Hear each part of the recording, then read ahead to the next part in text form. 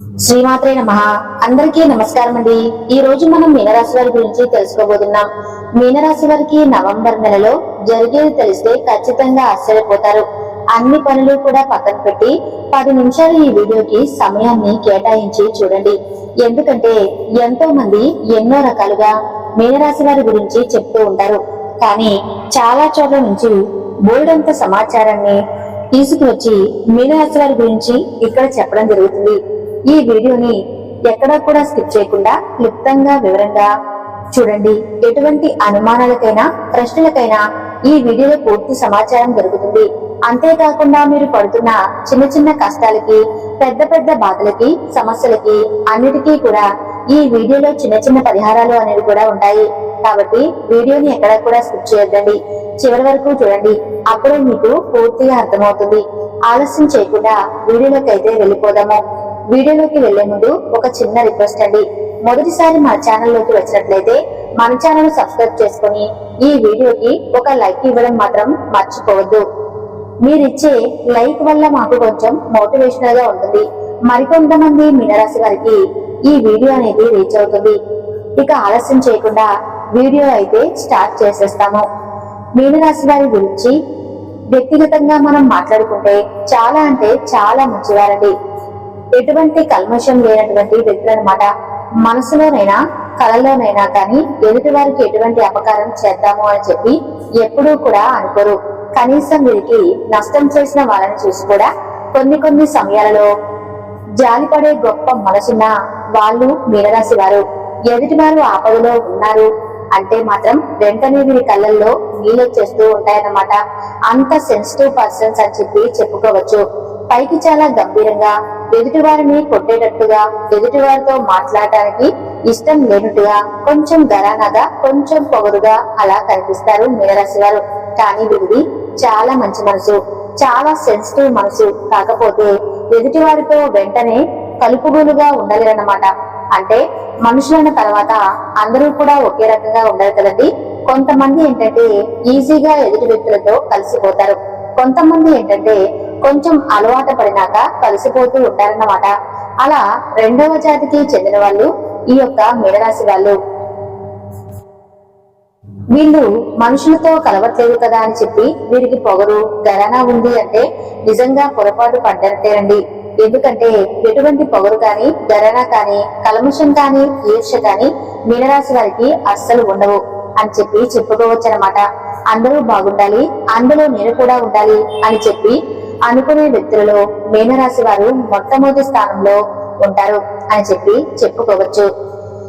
ఇక వ్యక్తిగతంగా వీరికున్న మంచి మనసుకి కొన్ని కష్టాలు, కొన్ని బాధలు, కొన్ని సమస్యలు కూడా పట్టి పీడిస్తూ ఉన్నాయి. పోయిన సంవత్సరం వరకు కూడా కొన్ని పర్సనల్ విషయాల వల్ల చాలా సమస్యలని ఎదుర్కొన్నారు ఈ యొక్క మీనరాశి వారు. మానసికంగా చాలా బాధలు పడ్డారు, చాలా మానసికంగా నలిగిపోయారని చెప్పి చెప్పుకోవచ్చు అనమాట. అయినప్పటికీ కొంచెం ఇప్పుడు ఆ సమస్య నుంచి ఊరట కలిగి కొంచెం మనశాంతిగా ఉంటున్నారు అని చెప్పి చెప్పొచ్చు. ఏదేమైనప్పటికీ కూడాను మీనరాశి వాళ్ళు చాలా అంటే చాలా సెన్సిటివ్ అండి. ఇప్పుడున్న ఈ ప్రస్తుత రోజుల్లో ఇంత సెన్సిటివ్ పర్సన్స్ చాలా చాలా తక్కువగా ఉంటారు. కానీ ఇంత sensitive persons dare and dashing గా ఉన్న ప్రజల మధ్య ఉండటం కూడా చాలా కష్టం. అంటే ఊరికరే మానసికంగా కుంగిపోతారు. చీటికి మాటికి కళ్ళల్లో నుంచి నీళ్లు వచ్చేస్తూ ఉంటాయి. మొహమాట పడిపోతూ ఉంటారు, భయపడిపోతూ ఉంటారు. అలా ఆ జాతికి చెందిన వాళ్ళు కాబట్టి వీరితో అంటే వీరి గురించి పూర్తిగా తెలిసిన వాళ్ళు, వీరి పక్కనే ఉన్న వాళ్ళకైతే వీరి యొక్క మెంటాలిటీ, వీరి యొక్క మనస్తత్వం అనేది పూర్తిగా అర్థమవుతుంది. కానీ కొత్త వారికి మాత్రం కొంచెం వీరు అంటే కొంచెం గరానా అమ్మాయిలకి వీరికి కొంచెం పొగరమ్మ అన్నట్టుగా చెప్పుకునేటట్టుగా ఉంటారన్నమాట. ఆ ఒకటి వీరిలో కొంచెం మైనస్ పాయింట్. ఇప్పటికైనా కానీ అంటే 30 సంవత్సరాల్లోపు ఒక లెక్కగా ఉంటారు మీనరాశి వాళ్ళు. 30 సంవత్సరాలు దాటిన తర్వాత ఒక లెక్కగా ఉంటారు. కాబట్టి ఇప్పటికైనా తెలుసుకొని కాస్త ఎవరితో మాట్లాడితే ఏ విధంగా మాట్లాడాలి, ఎలా మాట్లాడాలి, ఎవరి దగ్గర మొహమాట పడకూడదు, ఎవరి దగ్గర డేర్ అండ్ డాషింగ్ గా ఉండాలి, ఇవన్నీ కూడా తెలుసుకొని ప్రవర్తించడం వల్ల వీరి జీవితాలలో కొన్ని గొప్ప మార్పులే కలుగుతాయని చెప్పొచ్చు. ఎందుకంటే అయిన వాళ్ళ దగ్గర కూడా వీళ్ళకి మొహమాటం అనేది ఉంటుంది. ఈ విధంగా అయినా వాళ్ళ దగ్గర కూడా మొహమాటం అనేది ఉండటం వల్ల వీరి కుటుంబ సభ్యులను కొన్ని అవసరాలకు వాడుకొని అవసరాలు తీరిపోయిన తర్వాత పక్కకు నెట్టేస్తూ ఉంటారనమాట. అయిన వాళ్ళే కాబట్టి అయిన వాళ్ళతో కూడా రఫ్ అండ్ టఫ్ గా ఉండటం అనేది వీరికి చాలా ముఖ్యమైన విషయం అయితే మీనరాశి వారు తెలుసుకోవాలి. అంతేకాకుండా మీనరాశి వారి యొక్క లైఫ్ పార్ట్నర్ విషయానికి వస్తే లైఫ్ పార్ట్నర్ కూడా చాలా అంటే చాలా అదృష్టవంతులండి. మీనరాశి వారు కుటుంబానికి ప్రాధాన్యత ఇస్తారు. కుటుంబం అన్నా బిడ్డలన్నా కానీ చాలా ప్రాణంగా ఉంటారు అని చెప్పుకోవచ్చు అనమాట. ఇక ముఖ్యంగా మీనరాశి వారికి స్నేహితులు కూడా కొంచెం తక్కువే. ఎందుకంటే ఎవరితో ఎక్కువగా కలవరన్నమాట.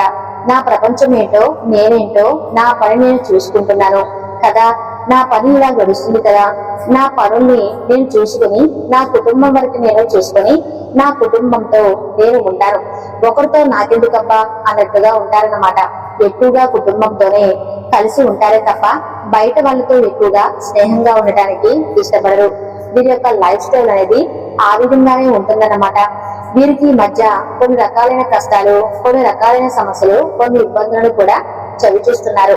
హెల్త్ పరంగా కొంచెం గ్యాస్ట్రిక్ ప్రాబ్లమ్స్ అనేది చెప్పి కొంచెం మానసిక ఒత్తిడి, కొంచెం స్ట్రెస్ అనేది కూడా ఎక్కువగా ఉండటం, అంతేకాకుండా కొంచెం హెల్త్ పరంగా అంటే మైగ్రేన్ తలనొప్పి రావటం, కొంచెం భుజాల నొప్పులు, కాళ్ళు నొప్పులు అనిపించడం, సరిగ్గా నిద్ర పట్టకపోవడం, గుండెల్లో దడగా అనిపించడం, ఇటువంటి సమస్యలతోటి కొంచెం ఇబ్బంది పడిపోతూ ఉంటున్నారనమాట.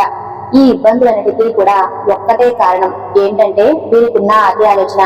ఏదైనా కానీ చాలా మందిని మనం గమనించినట్లయితే ఏదైనా ఒక విషయం గురించి మనం చెప్తే లైట్ గా తీసుకుని ఓకే అని చెప్పి పక్కన పెట్టేస్తారు. మీనరాశి వాళ్ళు అలా కాదు. ఏదైనా కానీ చాలా డీప్ కి వెళ్ళిపోతారు. డీప్ లోకి వెళ్ళిపోతారు అన్నమాట. అంత పర్టికులర్ గా ఆలోచిస్తారు. చిన్న విషయమైనా కానీ వాళ్ళు భూతద్దంలో చూసుకొని పెద్ద దానిలాగా ఆలోచిస్తారన్నమాట. అంటే చిన్నప్పటి నుంచి ఉన్న అలవాటే. అది ఒక చిన్న డ్రెస్ కొనాలన్నా 10 కోట్లు తిరుగుతారు, చిన్న బంగారం కొనాలన్నా 10 కోట్లు తిరుగుతారు, 10 సార్లు ఆలోచిస్తారు. ఎప్పటికో ఎంతమందో ఓకే చెప్పినాక ఎప్పటికో ఓకే అంటారు. అలా టైమ్ ఆఫ్ వ్యూలో కొంచెం ఆలోచన విధానం అనేది కొంచెం ఎక్కువగా డీప్ గా ఆలోచిస్తారనమాట. కాస్త డీప్నెస్ ని దక్కించుకొని, అంటే ఏది శాశ్వతం కాదు భూమి మీద, మనిషి ప్రాణానికే గ్యారంటీ లేని జీవితాలని, కాబట్టి ఏది కూడా అంత డీప్ గా వెళ్ళకండి. డీప్ గా వెళ్ళడం మంచిదే కాదు. దానివల్ల మీకు నష్టం జరగనంత వరకు మంచిది. దానివల్ల మీరు నష్టపోతున్నప్పుడు ఆ నష్టపోవడం మీరు పక్కకు నెట్టాలంటే డీప్నెస్ ని తగ్గించుకోవాలి. కాబట్టి కాస్తంత డీప్ గా వెళ్లకుండా పైపైన ఆలోచించుకొని పైపైనే చేసుకుని నిర్ణయాలు వచ్చినప్పుడు కుటుంబంతో కలిసి సలహా తీసుకుని ముందుకు వెళితే బెటర్ అని చెప్పి నా ఒపీనియన్ అనమాట. అంత డీప్ గా వెళ్లకుండా అంటే చాలా డీప్ గా వెళ్ళిపోతారు. అలా వెళ్ళకండి, నా ఒపీనియన్ అనమాట. ఇది ఒకటి ఆలోచించుకోండి. ఇక ఓవరాల్ గా చూసుకుంటే మీనరాశి వారికి ఈ నెల రోజుల్లో చాలా సక్రమంగా జరుగుతుందన్నమాట. ముఖ్యంగా వృత్తిపరంగా చూసుకుంటే చిన్న పెద్ద బిజినెస్ చేసే వాళ్ళకైనా, వృత్తి ఉద్యోగం చేసే వాళ్ళకైనా, సాఫ్ట్వేర్లకైనా, వ్యాపారస్తులకైనా, ఎవరికైనా కానీ చాలా మంచిగా ఉంది. ఈ నెల రోజుల్లో ఒక 10 రోజులు చాలా బిజీగా ఉంటారన్నమాట. మిగతా రోజులు కొంచెమంత బిజినెస్ అనేది ఉండదు. కొంచెం స్ట్రెస్ తగ్గించుకుంటారు. ఈ నెల రోజుల్లో వీరికి ప్రయాణం తగిలే అవకాశాలు కూడా కనిపిస్తూ ఉంటున్నాయండి. ఇక అంతేకాకుండా ఓవరాల్ గా మీకు అంతా కూడా అనుకూలంగానే ఉంటుంది. డబ్బుకు సంబంధించి గతంతో పోల్చుకుంటే ఇప్పుడు ప్రస్తుత రోజుల్లో మీనరాశి వారికి చాలా వరకు పర్వాలేదనే చెప్పుకోవచ్చు అన్నమాట. ఇక కుటుంబ పరంగా విషయానికి వస్తే కుటుంబ పరంగా భార్యాభర్తల మధ్య మంచి అనుకూలత ఉంటుంది. సమాజంలో మంచి గుర్తింపు ఉంటుంది. సంతాన పరంగా చాలా బాగుంటుంది. తల్లిదండ్రుల పరంగా చాలా బాగుంటుంది. ఇక అంతేకాకుండా ఎటువంటి అనారోగ్య సమస్యలు, ఎటువంటి టెన్షన్లు కుటుంబానికి సంబంధించి ఉండవు. హ్యాపీగా ఈ నెల రోజులు కుటుంబంతో ఎక్కువ టైం ని స్పెండ్ చేస్తారని చెప్పుకోవచ్చు అన్నమాట. ఇక సిరిరంగ పరిశ్రమల వారికి, రియల్ ఎస్టేట్ పనులు చేసే వాళ్ళకి, రాజకీయ నాయకులు కూడా చాలా అద్భుతంగా ఉంది అని చెప్పి చెప్పుకోవచ్చు అన్నమాట. ఇక లవర్స్ పరంగా చూసుకుంటే లవర్స్ పరంగా కూడా కొన్ని రకాలైన ఇబ్బందులను చూస్తారు. కొన్ని రకాలైన ఎడబాటుల్ని కూడా చూస్తారు. కొంచెం బాధపడతారు, కొంచెం ఫీల్ అవుతారు. కొన్ని డిస్టర్బెన్స్ అనేవి వస్తూ ఉంటాయన్నమాట. ఈ నెల రోజుల్లో కూడా ఇటువంటి డిస్టర్బెన్స్ చూడాలి, తప్పదు. తర్వాత మళ్ళీ మామూలుగా కలిసే అవకాశాలు అయితే కనిపిస్తూ ఉన్నాయన్నమాట. ఇక సంతానం పరంగా చూసుకుంటే ఎవరికైతే సంతాన భాగ్యం లేదు అని చెప్పి మెడికల్ గా వెళ్లారో బరువు తగ్గించుకొని మంచి ఆహారాన్ని, పండ్లు, కూరగాయలు ఎక్కువగా తీసుకుంటూ ప్రతిరోజు కూడా మంచిగా ఎక్సర్సైజ్ చేసుకుంటూ కాస్తంత బరువు తగ్గే ప్రయత్నం చేస్తే సంతానం మీకు ఖచ్చితంగా కలిగే తీరుతుందన్నమాట.